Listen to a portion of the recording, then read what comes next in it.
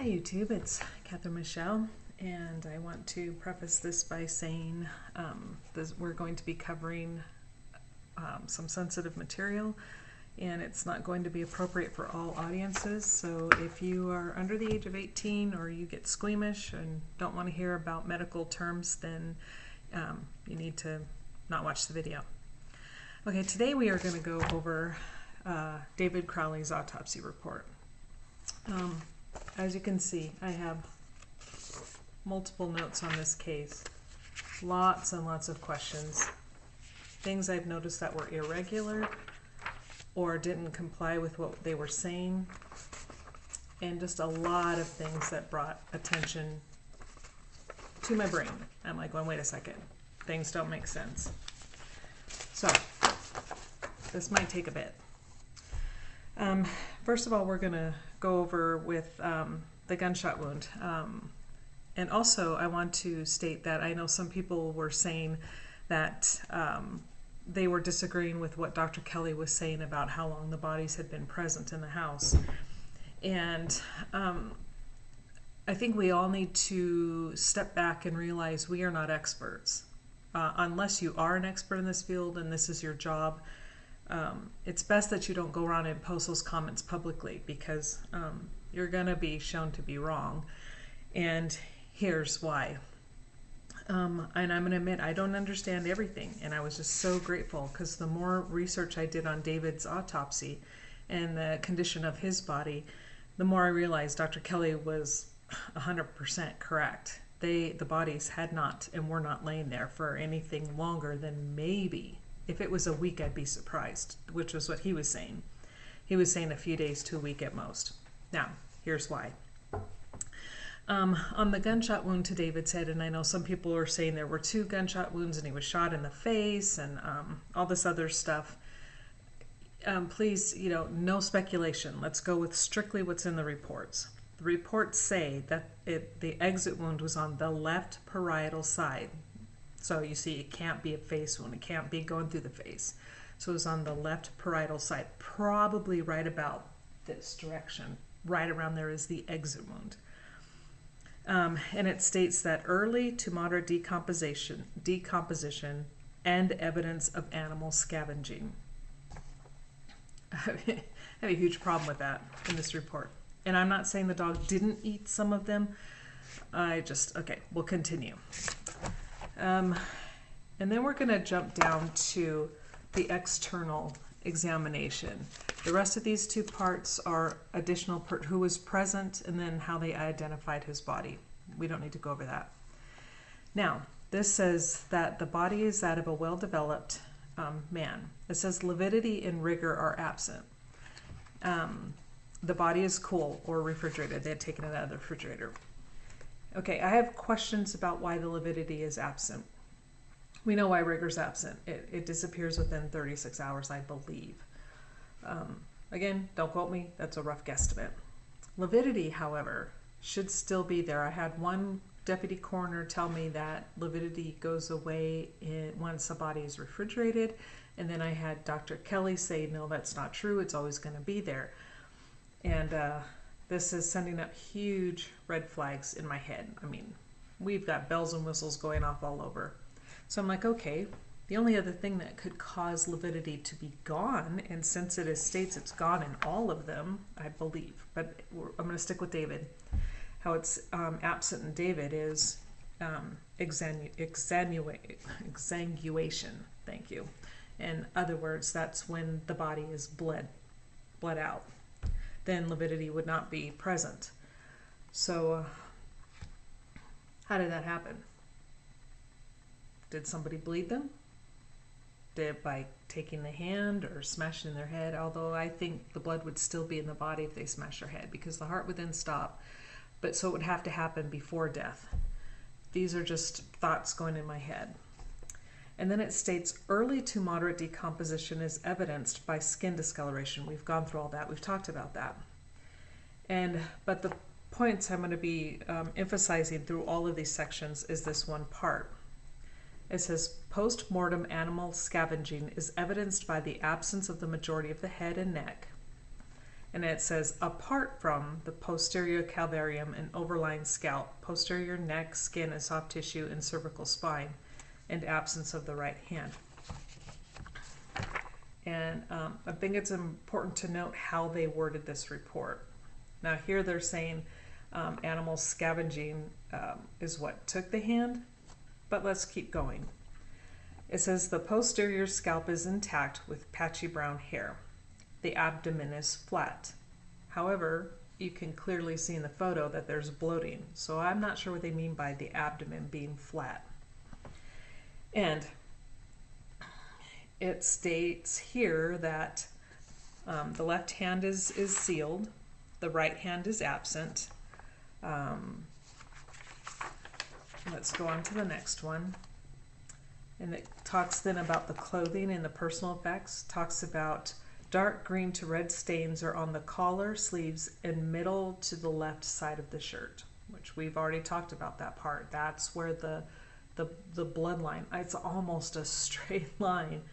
It was really weird, only on the left side, which tells me, you know, again, when that blood fell, he was on his left side. So, yeah, figure that one out. Now, we're going to go to the internal evidence. It says, examined separately from the body at the time of autopsy from the sealed brown paper bag labeled with bone fragments near 15-0366. These are bone fragments that were found near David. Here is, that shows that they're referring to him. That's why they sent him with him. They found these bone fragments next to his body. And it says what's in them are multiple fragments of bone and hair.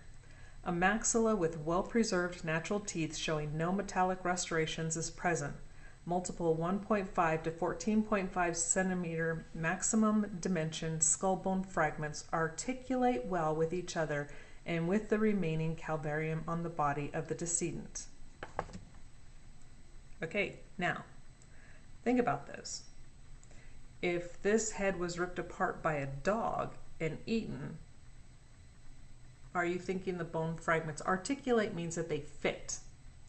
They fit together, and then they fit with what's left of his skull. Okay, how is that possible if a dog is eating it?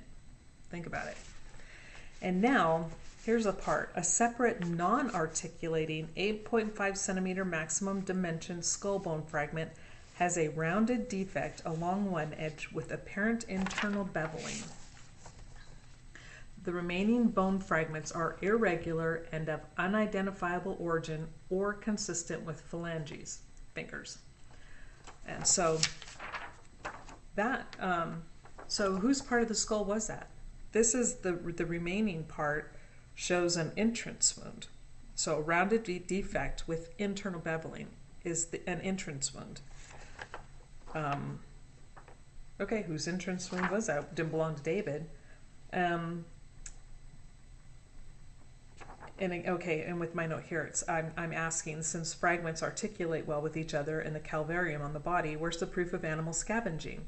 Would the bones articulate well if they had been chewed and eaten? No. No, they wouldn't. And I think most of us can figure that out. So how did these parts of the skull get removed from each other? How did they break away? If they're so small, these would have evidence of teeth marks in them to break them into these pieces, but yet they don't. It does not state that they can see dog teeth. It doesn't state that there's evidence of chewing on these bones at all. They're just small pieces that fit together. How did they become small pieces? I don't think the dog did it. And again, whose bone is that? Whose bone that has the entrance wound is that? I don't know. Not yet anyway. So, and then we need to find out why, how come and why don't the rest of the bone fragments articulate? They don't go into enough information, enough detail. They don't tell us if they see anything on these bones at all. They're just saying that they are fragments and they're unidentifiable, and that they're not consistent with phalanges. Did they do a test on them to even find out if they're human? Did they test to find out if they belong, who they belong to? Not from any of the reports I've seen. They just said, they're unidentifiable, we'll leave them, we don't know what they are. That is not investigating a death. That's not investigating a crime. Now, we're going to go to the gunshot wound of the head. It says, the underlying parietal skull shows a 1.8 by 1 centimeter ovoid defect with external beveling. So, associated injuries include radiating linear skull fractures and brown discoloration of the surrounding soft tissue of the scalp. The entrance gunshot wound site and trajectory are indeterminate due to absence of the majority of the head. No projectiles were found. Now, this tells me so far that they were only able to determine he was shot once in the head. And again, let's go back to, some people are saying that they think he was shot maybe twice. We know Campbell was shot twice. But from what I'm reading here, he was shot once. The exit wound is over here. Now, we're going to go to the internal examination. Now, pay attention to how they word this. The head. Absence of the brain, apart from scant liquefied material and majority of the skull due to animal scavenging, is previously described. Neck. Absence of the skin, soft tissue, muscles, hyoid bone, etc. I'm not going to read you everything. Are absent due to animal scavenging. Musculoskeletal system. The skeletal systems are tan, pink, and soft. The bony skeleton, apart from previously described skull... The bony skeleton, apart from previously described skull injuries and artifact due to animal scavenging, is intact and normal. Okay? And then it discusses the body cavities. We'll go back to that. But there's... Let me find the other part.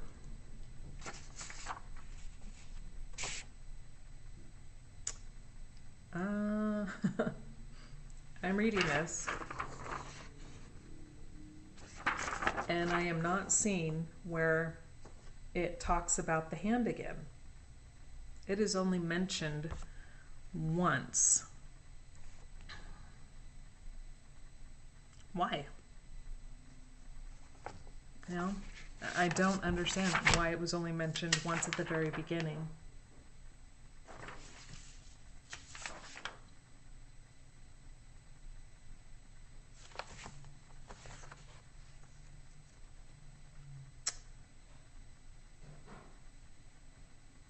Yeah, and then that part at the beginning, it does not state that, oh, here we go. This is, okay, it states over here. The right hand is absent, and then it goes on to talk about all of that. And every other part, let me show you. Due to animal scavenging, due to animal scavenging, due to animal scavenging. Talks about the missing hand in this section. Not one mention of animal scavenging. So that tells me they don't think that the right hand was taken by an animal. Okay. Now we're going to go to the respiratory system, which I think is really important. We need to start understanding that. And the reason why I'm going to bring this up is because it really points to how long the bodies had been lying there. And under respiratory system, it says, sectioning reveals no mass lesions of areas of consolidation. The pulmonary parenchyma is red, brown to green, and diffusely crepitant. And the pulmonary parenchyma, it's the part that makes up the, let me go back. Makes up a large portion of the alveoli. And the alveoli are the small air sacs in the lungs, and the crepitus is like a crackling sound. So these are small items. And so they couldn't have been dead for too long because the internal organs start to liquefy rather quickly. And these are obviously still intact, where they can look and they can feel and they can hear. And so that tells you a lot. And it says that the tracheobronchial tree and pulmonary vasculature are unobstructed. Again, these are small things between the lungs and on the lungs and inside the lungs. Actually inside, not on.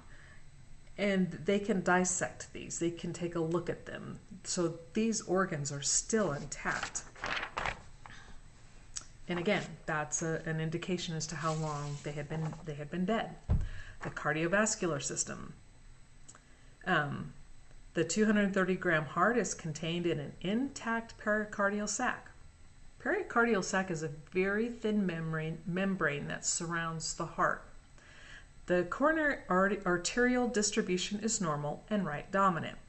Cross sections of the vessel show no significant atherosclerosis. The myocardium is tan brown and softened. The valve leaflets are thin and mobile.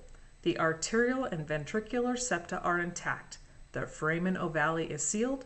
The aorta shows no significant atherosclerosis and gives rise to 3 intact and patent arch vessels. They see everything in the heart. The entire part of the heart is there, and they can see it. They can touch it, and even the valves are still there. And on the liver and biliary system, section reveals no mass lesions. So again, on the liver, it's solid. It's still there. They can cut it. Let's see. Let's go on the pancreas. No mass lesions. Adrenals.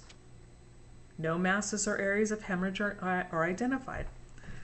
Now, the genitourinary system. The external surfaces are intact and smooth. The cut surfaces are red-brown with indistinct corticomedullary junctions. The pelvies are unremarkable and the ureters are normal and coarse in caliber.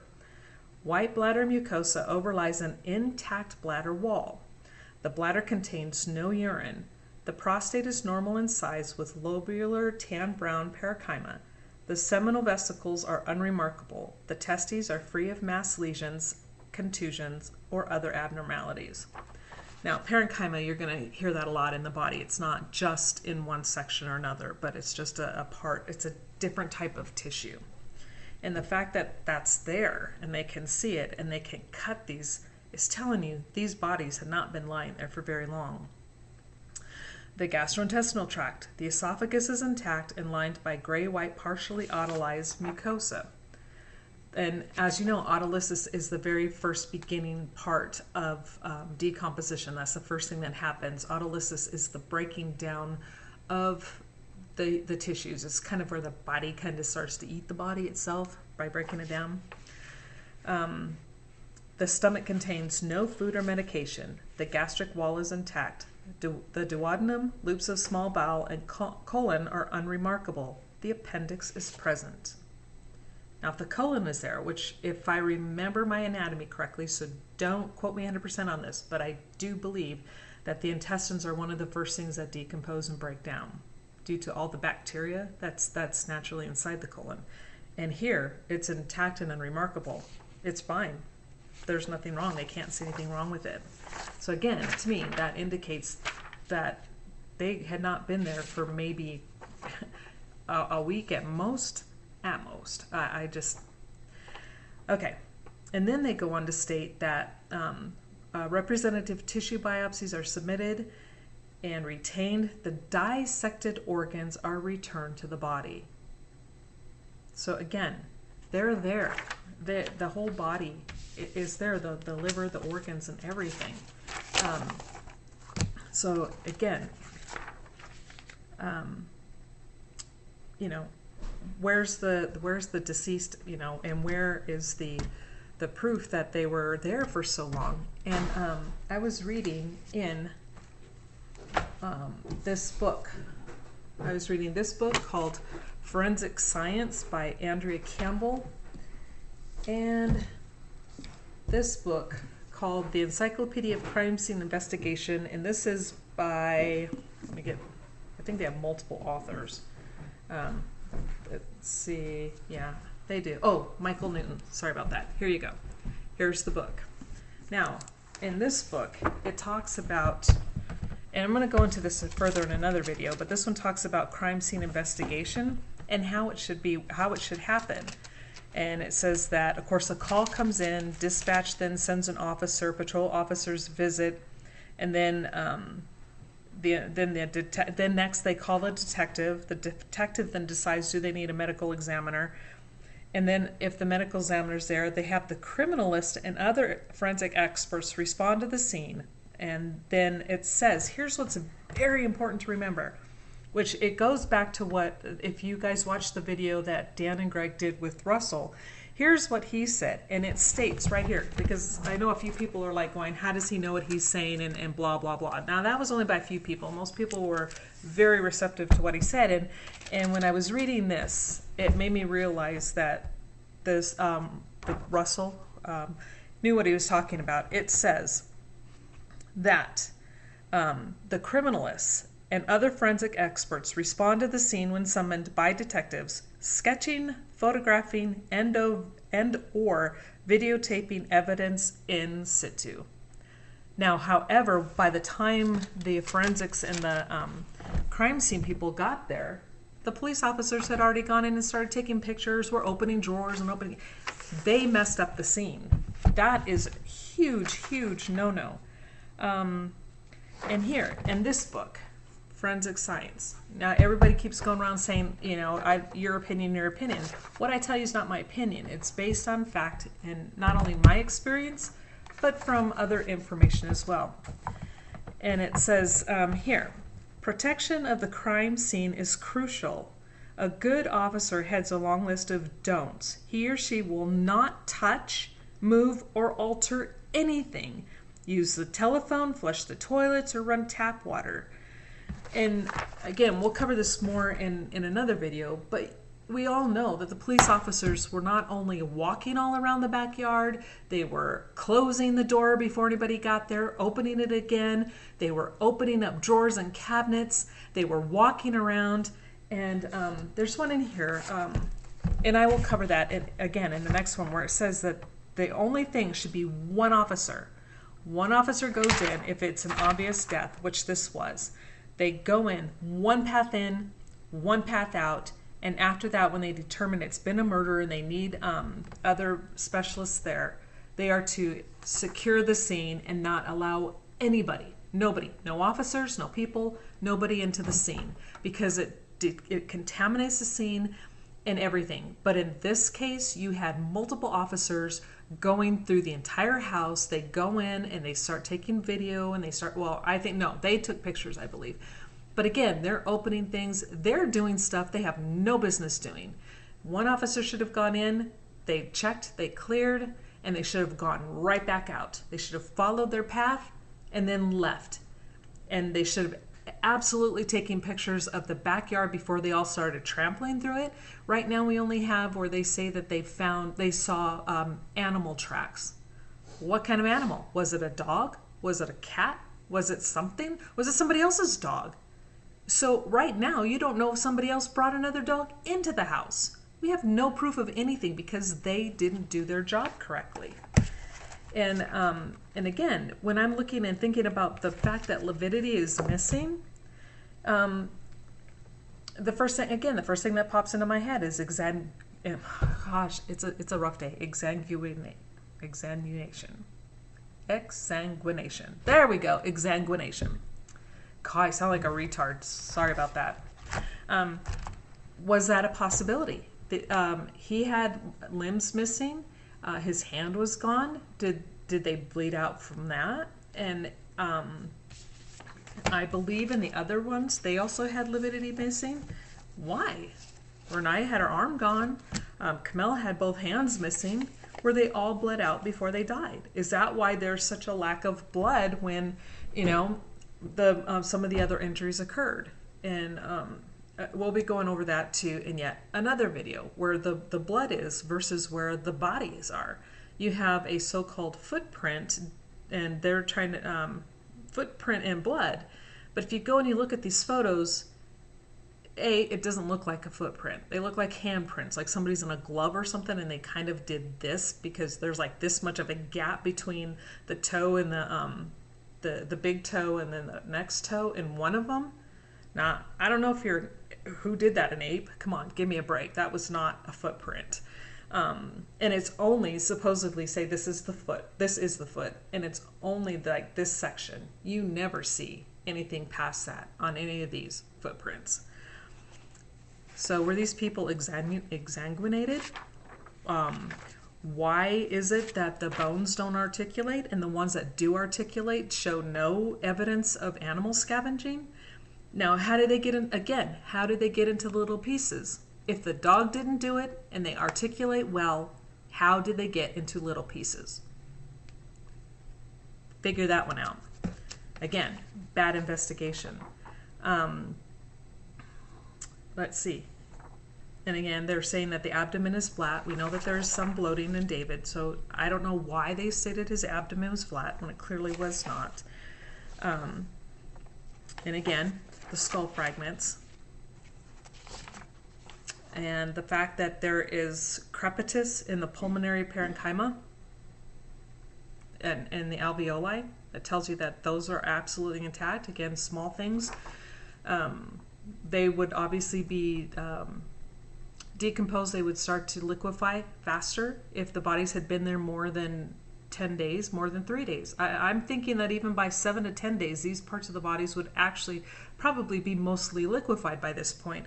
But yet here they are able to actually slice them and see that everything is fine. They can cut them and feel them and look at them. Let's see. One last thing. I think, okay, you know what? I think that pretty much covers it. And this was just such an eye-opener. Also, on some of the photos, you'll see that the police officers took pictures of a newspaper that was lying in the trash can. And on that date was December 26th. Now, the bodies were found on January 17th. Where's the other newspapers? This is why so many of us think that this was a staged scene. Okay, before I get to that, let me jump back to this other point about the stages of decomposition, because I really want to mention the stuff about the staging of a scene. On the page in this is an online website. So I don't always take everything offline because anybody can post anything online and call it an article, and unfortunately people believe it and read it. However, this is correlates with everything that doctors have told me, what I have read in actual books, so this is why I'm going to this particular site. This is from the Forensics Library under decomposition, and it says stages of decomposition: fresh, 1 to 2 days. This stage begins almost instantly from the moment of death. The heart stops beating. Cells gradually lose their structural integrity and begin to break down, releasing cellular enzymes which break down cells and tissues in a process known as autolysis. That's important to know. This is fresh, 1 to 2 days, autolysis begins. However, internally, bacteria within the gastrointestinal tract begin to digest the soft tissues of the organs. Throughout this stage, certain early post-mortem indicators may begin to occur, such as livor mortis, pooling of blood, rigor mortis, stiffening of the muscles, and algor mortis, which is the body temperature reduction. Bloated, 2 to 6 days. This stage of decomposition includes the first visible signs of decay, namely the inflation of the abdomen due to buildup of various gases produced by bacteria. Days 5 through 11. Okay, now if you remember looking at the bodies, David does start to have some bloat. Days 5 to 11, the previously inflated carcass now deflates and putrid internal gases are released. Now this is why I'm saying there's no way he could have been dead past, they could not have been dead past 10 days, because he's still at the beginning of the bloating phase, and that happens in 2 to 6 days. by days 5 to 11, the gases are released, the bloating goes down. And this is also important to note. Then fluids begin to drain from the corpse via any available orifice, particularly the nose and mouth. Well, obviously those are gone. The internal organs typically decompose in a particular order, starting with the intestines and ending with the prostate or uterus. So, okay, the intestines, like I said earlier, do decompose first. Post-decay, days 10 to 24.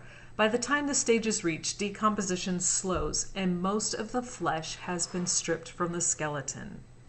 Okay, so obviously they still have plenty of flesh. Nothing has been falling off. So they had to have been dead somewhere between 1 and 10 days. And now I know why Dr. Kelly was saying he was thinking more around 4 to 6 days. And he said at most a week to maybe 10 days, but he said nothing passed. He said there's no way that they've been there 3 weeks. Absolutely not. Because by day 24, that's 3 weeks and 3 days, the skin is falling off. It's gone. So if they had been laying there for that length of time, there would be slippage. There would be skin coming off of the bones. And none of that. The autopsy report does not state slippage. So I felt that was extremely important to note. Now back to the inconsistencies of the dates. So bodies are found January 17th. The newspaper that they found in there was December 26th. And the bodies obviously had only been lying there for at most 7 to 10 days. At the very most. None of that adds up. Not one bit. So that screams to me staging. Absolute staging, and very poor staging at that.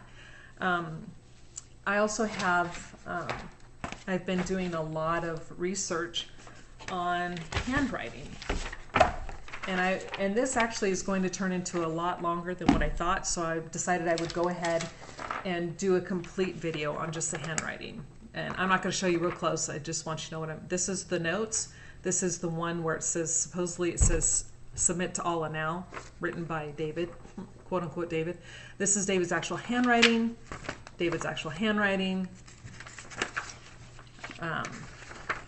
and Danny's handwriting.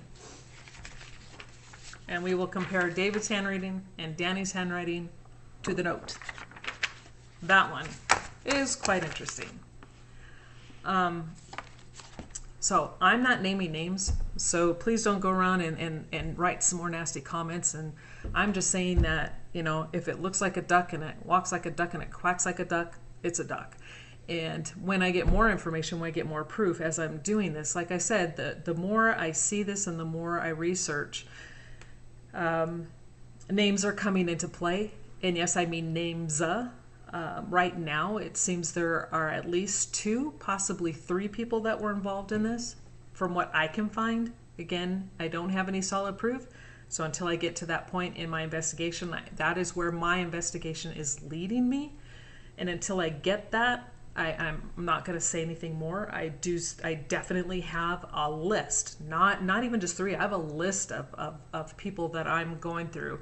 And as I go through, I'm like marking off their names. But right now, I don't have too many names marked off, so I don't have enough narrowed down. But once I get to that point, we'll take it from there at that stage. So to wrap it up, David's autopsy does not state in any, it states at the beginning that they see animal scavenging. But when it comes to the part where they're actually discussing the right hand that is missing, it does not say animal scavenging was noticed at all. But every other section of the body where there's injury, it does state animal scavenging. That caught my eye. So that tells me that they didn't see that on the hand, because otherwise they would have noted it. Other than at the very beginning when they just state that in a brief overall comment that animal scavenging was found on the body, and that would be in this section under external examination when they're including everything. But as they go through and they start breaking down, talking about the left hand and the right hand, animal scavenging not mentioned. Every other section, my papers. We're talking about the internal examination when you have the head, the neck, and the musculoskeletal system. All mention it. So why not mention it on the hand? So again, that just tells me that my interpretation of their initial writings was correct, that the hand is missing and gone, but not by the dog. So lots and lots to think about here. Why was lividity absent? How did that happen? Why did they call David's abdomen flat when there was obvious bloating?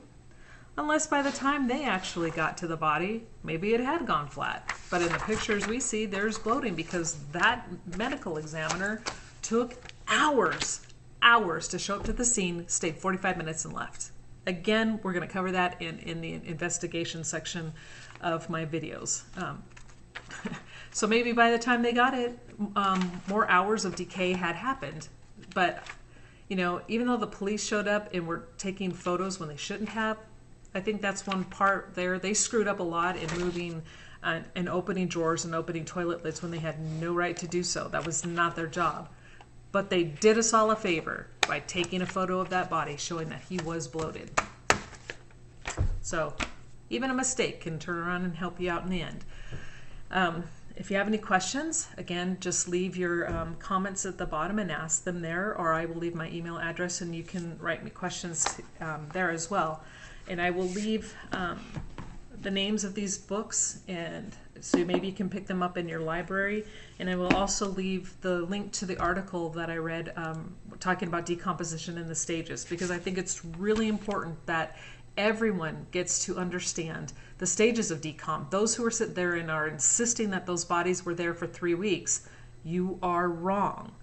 Go back and study. I don't care what you think you know. I don't care what you think you've read. Decomp happens in a particular stage. It cannot change. It's not like, okay, skin will fall off and then you have bloating.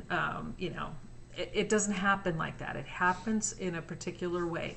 And by that, and scientifically, in how those bodies were found, and the description of not only in the photos, but in their autopsy reports, tells you that those bodies were there for a very short period of time.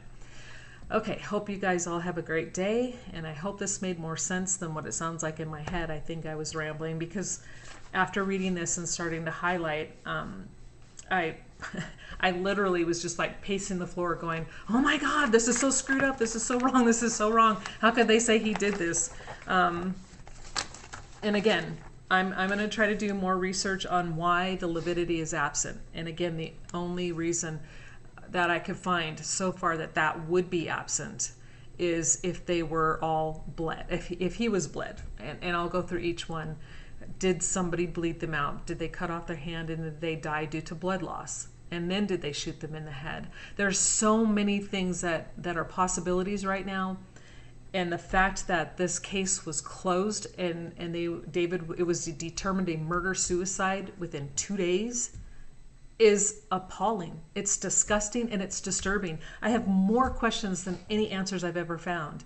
You know, they didn't bother to find out why is there no lividity? Where did the hand go? Why didn't they test anything in the dog? The only thing they did with the dog was put it into an animal hospital. And I've contacted this animal hospital, Palomino, I think is what it was, and they haven't even responded. All I did was ask what was the condition of the dog. That is not classified. It's not withheld information. What was the condition of the dog when it was brought to you? And they refused to answer. So, and again, that explains. There was somebody else who actually wrote a question on one of my other videos. I think it was Tuppy, Tuppy. And this person brought up an extremely, really good question. They're like, you know, they didn't see the photos from the downstairs. They just saw the ones upstairs. And they're like, there's not enough dog feces laying around. There would be a lot more if the dog had been in the house for 3 weeks, which is true. But they also said, where's the dog urine? And I'm like, wait a second, that's a really good question. I hadn't thought about that. But they did. Nowhere does it mention dog urine, but we sure do see a lot of dog poop. So where did the dog pee? And we know that the food and the water were fresh. Again, that makes more sense with the bodies being there only right around 7 to 10 days. Okay, again, getting into another video. I want to save that for that video. There are a lot more things we're going to talk about. But thank you, Tuppy. That was a great question, and something I'm going to definitely look into. And any other questions? Again, sorry for the rambling, but you guys have a great day. Keep those questions coming, because I think the more we ask, the more we're going to see that this conclusion was not only rushed, but it's wrong. Like Russell said in the video previously, and I know I mentioned him in the video that Dan and Greg had posted, but I really see now why he said we need to concentrate on the how. It didn't make sense when I first heard it and I was listening to him, and even though he kept repeating it a lot, it didn't make sense until finally a couple of days later it just clicked. And I'm like, okay, now I understand. We have to figure out, how did the bodies get there? How did the lividity disappear? How is it that there's, blood in certain areas but the bodies aren't there? How did those blood patterns end up in the way they did, where it looks like there's splatter versus droplets, and all in the same area? And so since he said that and I started looking more at the how, things are coming more clear in my brain, and it's making a lot more sense. And again, everything I'm, not only myself, but Dan Hennon, Greg Fernandez, everybody in the group, well, just about everybody in the group, and justice for David Crowley, David Crowley and his family, that Dan Hennon had put up. And all of those others out there on YouTube who were trying and screaming and saying injustice has been done. This was a rushed case. They came to a rushed conclusion. And the fact that a medical examiner didn't show up for at least 6 to 8, 10 hours after the call came in, and then only stayed for 45 minutes. You've got 3 bodies there, 3. And he was in there and gone in 45 minutes. Now, I went on a call with a deputy coroner, and this was a known suspect. They had the person arrested. They knew what it was. It was a murder. And that deputy coroner stayed on scene, one person with everything known. They had it all wrapped up in a nice tight bow. The person, confessed. So, they had the weapon and everything. So it wasn't a big secret. But still, it took that person 3 hours of doing their investigative work for one person. 3 hours. And this was 45 minutes for 3 bodies in the Crowley case. Think about that.